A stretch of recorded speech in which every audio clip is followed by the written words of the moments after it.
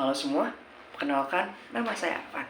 Kali ini saya akan menceritakan ulang mengenai sosok legenda Putri Mandalika yang telah ayah saya ceritakan kepada saya. Tanpa basa-basi, mari kita mulai. Pada zaman dahulu kala, hiduplah seorang putri yang sangat cantik. Namanya adalah Putri Mandalika. Ia adalah seorang putri dari seorang raja yang sangat bijaksana dari kerajaan Lombok. Cantiknya bukan main, bukan hanya dari wajahnya, akan tetapi dari dalam hatinya. Semua orang mengenalnya sebagai putri yang sangat baik, lembut, dan penuh dengan kasih sayang. Kecantikannya juga begitu tersorot hingga banyak pangeran dari berbagai kerajaan datang untuk melamarnya.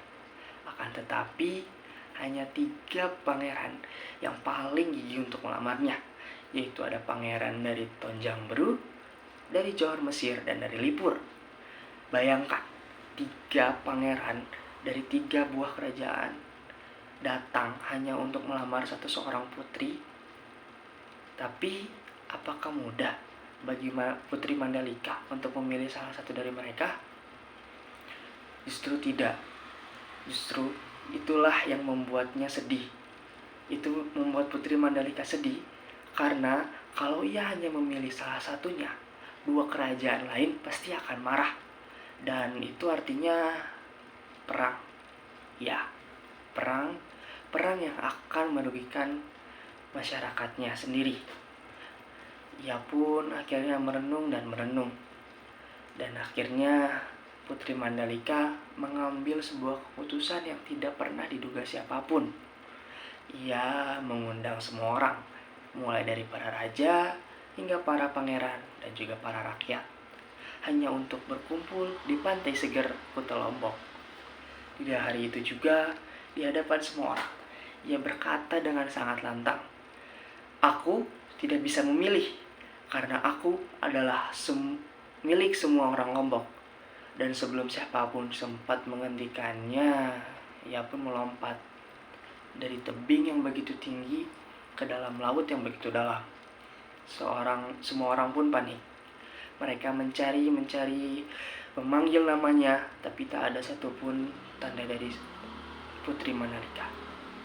Dan akhirnya Putri Mandalika dinyatakan hilang.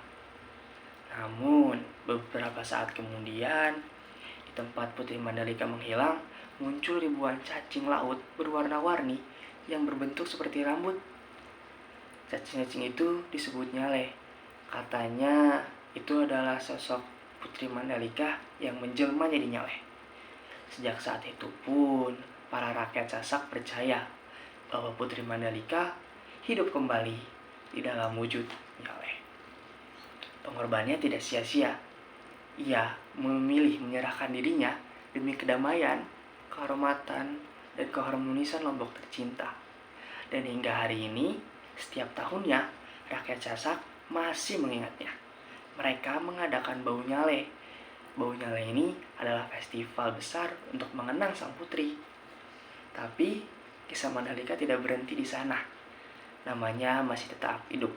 Bukan hanya jadi sebuah legenda, tapi juga menjadi bagian dari Lombok modern, yaitu ada Terminal Mandalika, dan salah satu yang paling terkenal yaitu Sirkuit Mandalika. Ya, tempat di mana dunia melihat Indonesia lewat gemuruh MotoGP. Putri Mandalika yang awalnya dari sebuah kisah pengorbanan kini menjelma menjadi kebanggaan Indonesia. Sekian dari saya, mohon maaf bila ada kesalahan. Bye-bye.